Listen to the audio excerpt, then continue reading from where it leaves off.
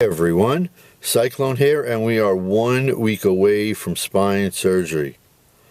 Finally. At least it's planned for next Wednesday. Hopefully it'll help, and I'll be doing some post-op videos as well. But right now, let's talk about the Baseball Hall of Fame. It needs some repairs. Now, I'm not talking about the building itself, although maybe they could spruce the building up a bit. But the way guys get in, and I'm thinking about this topic just because baseball season's about to begin, and yeah. Now, right now, the voters get to pick 10 people. At least they're supposed to pick 10 people. A lot of writers, skip names, skip putting people in, put in less people, or, check off less people. Let's make it a little bit interesting for those guys. Let's drop it from 10 to 8. And if you don't vote for 8 people to get in, you lose your rights to vote. It's that simple. You are the stewards of the sport. You are the stewards of the Hall of Fame. You need to take that voting seriously, right? Now, who should officially be voting guys in? Well, if you cover the sport for a minimum of 10 years, you get the right. Now, if you don't want to vote, you don't have to. But for you to be eligible to vote, you need to have 10 years consistent writing and covering the sport. This way, you see a decade worth of the sport, you kind of get a feel for it. At least, I would hope so. I think broadcasters, radio and TV guys, also 10-year minimum, should have that right to vote. And network hosts, that's an interesting thing. Now, who am I thinking about network hosts? Someone like a Stephen A. Smith. And now, am I saying Stephen A. Smith should vote for guys going in? No. But if he's covered baseball for a decade, he should have that right to. Living Hall of Famers, they get a say of who should go into the Hall of Fame. But once you're in the Hall of Fame for 5 years, you move from the regular group to the Veterans Committee. And those, a little bit more responsibility, because the guys that don't get in, even though, if you're a Hall of Famer first ballot or 10th ballot, you're a Hall of Famer first ballot too. A Hall of Famer is a Hall of Famer is a Hall of Famer. But anyways, once you're in for 5 years, you automatically slide over to the Veterans Committee. And you get to vote on the guys that have been skipped over and passed over. Right now, it's 75%, of the ballot, and you get in. Yeah, I like that. That seems okay. But your ballots become public. This way, you put your,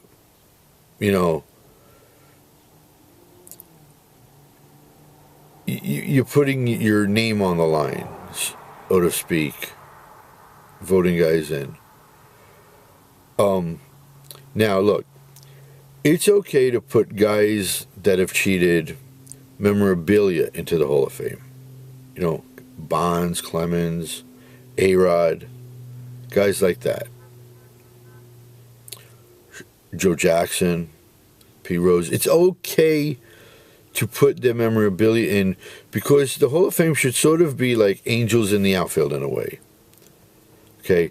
The Angels help you get to the championship but you have to win the championship on your own. So we'll tell a story of you and of the sport by putting in your memorabilia. But the ultimate glory has to be for those non-cheaters. And with the steroid era, there's a whole lot of them. There is a feeling that there's at least one already in. And personally, I think that's Ricky Henderson. There's also a couple of others, like Piazza. But it has to be tight. The rules need to be tightened up and sharpened right now. But again, the ultimate glory are those non-cheaters. That's the difference. The real sticking point is, who do you compare the players that are eligible to go in? Do you compare them to players of the past, the greats, the Ruth, the Cobb, the DiMaggio, the Cy Young, the Walter Johnsons? Or do you compare them to the players of their era? And that's the toughest thing of them all. Personally, I think they should be held to a much higher standard. The gods of the game, I would rather see them go in as. But players of their era make a very, very strong argument. Because if someone from, the 70s and 80s is a Hall of Famer, you say, oh, he could have gone into the Hall of Fame in any generation, especially players nowadays. That's not necessarily true. Now, yes, athletes today are bigger, stronger, badder, right? Okay. But if you say they could have played in any generation, they could have played in the 30s and the 40s. Well, training was different in the 30s and 40s. Eating was different in the 30s and 40s. Sleeping, competition was different in the 30s. They might not necessarily have been able to survive. And they're thriving now because of how good science is, how good strength training is. So that's a sticking point. Now, another thing that should put a player in is not only what they meant to their team while they played, or teams, but did they do something magical, something to make them stand out above all others? Now, I have an idea of some guys who I'd like to see put in, and there's 8 of them. I sort of did like my own 8-person ballot who should go in. But first, guys, do me a favor. Hit that like button, subscribe to the channel, share this video, leave a comment, leave a question. Let me know who you think should go into the Hall of Fame. But I am, by the way, someone that's not a fan of the steroid guys. I would never put them in. That is the ultimate glory reserved for those that did not cheat. And let's start off with one of the best, Keith Hernandez.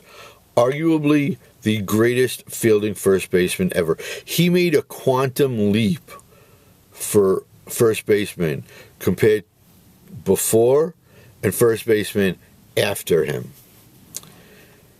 With him on the field, you couldn't bunt down the first baseline. It changed batters' game plans. You had to go rather back up to the pitcher. You had to go down the third baseline.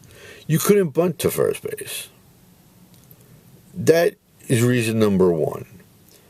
Over the 17-year career that he had, 5-time All-Star, 2-time World Series champ, but 11-time Gold Glove winner. Like I said, could not bunt down the first baseline. And he was a pure team leader, not only with the Cardinals, but obviously with the Mets as well. Now, in a much shortened career, as a relief pitcher, only 12 years, Before there was Mariano Rivera, before there was Dennis Eckersley, there was Dan Quisenberry, man. That guy was lights out. And over a 12-year career, there was a 5-year span, okay, where he took not only the Old Age Relief Man of the Year, but he also led the league in saves. That right there, short, sweet career, but very much deserves to be. And Omar Vizquel. Omar Vizquel spent his career in the shadows of Ozzie Smith, Cal Ripken,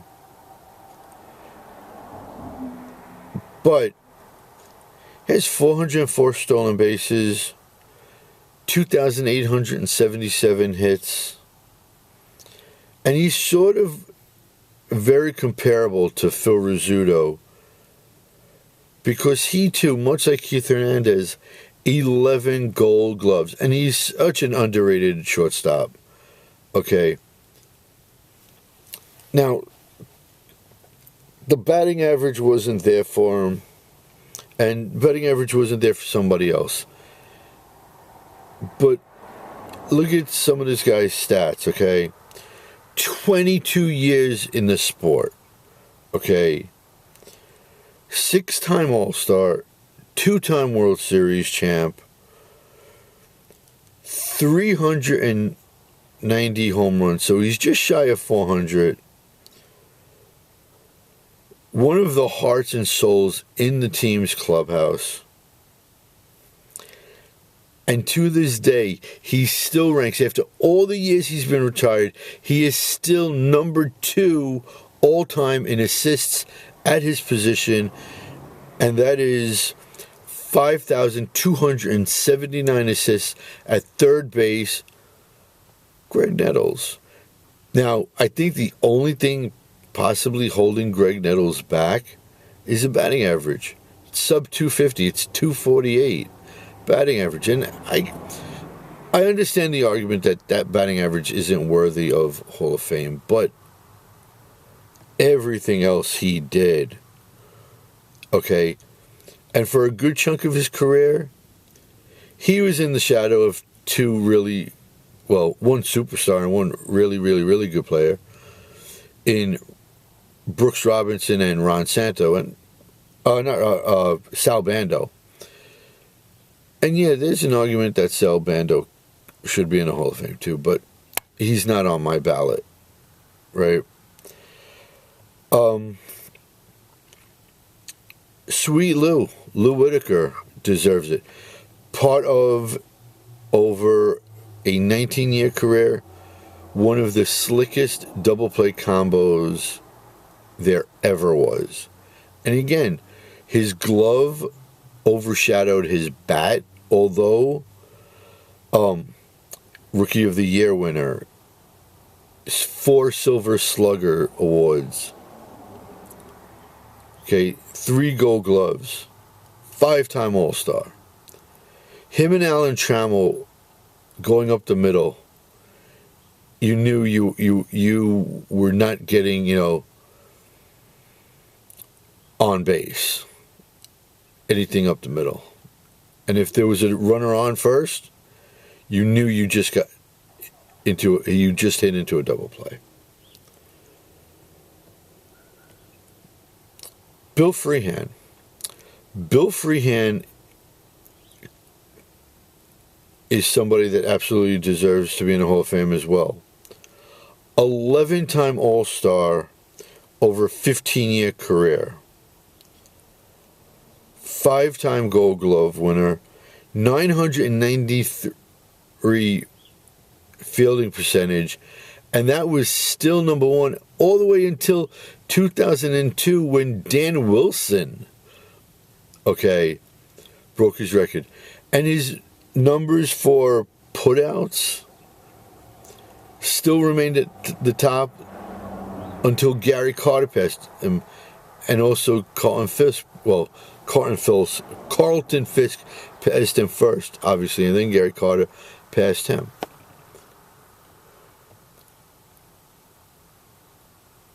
When you're that high up, you have to go in, okay? He called 114 shutouts. Now, yeah, you could say that's the pitcher stats, but the mind of a catcher is one of the most underrated stats, and not looked at stats, as a matter of fact, and it needs to be. Catchers control a huge part of the game, so he should be in as well. Dale Murphy, because he played in the 80s, isn't necessarily looked at as a Hall of Famer, but the fact of the matter is, when he came to the plate, when he was in the field, Dale Murphy just sent off that aura of specialness. Okay? 19 years, 7-time All-Star, 5 Gold Gloves, 2 MVP awards, 4 Silver Sluggers, and in 2 years, he not only led in home runs, but he also led in RBIs. Not only that, he has one of the strongest arms for an outfielder, period.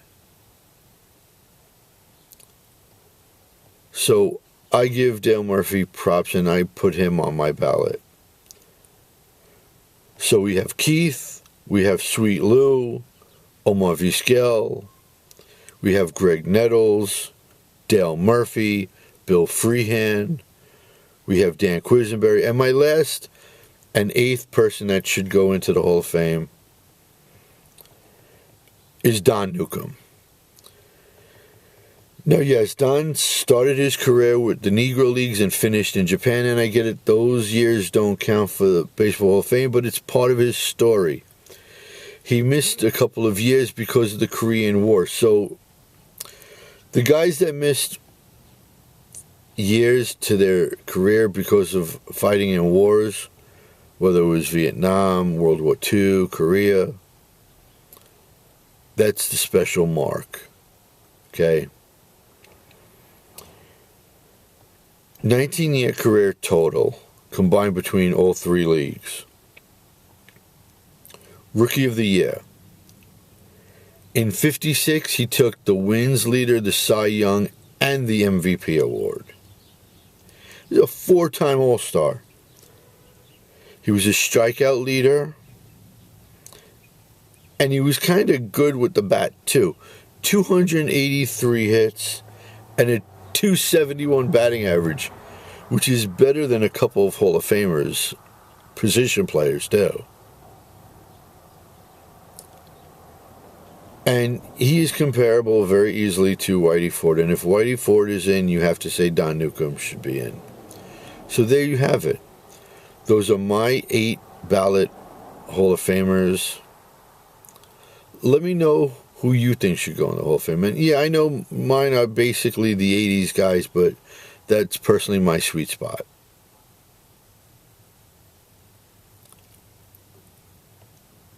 Let me know what you think the Hall of Fame should do with voting, and should they change the way they do it up.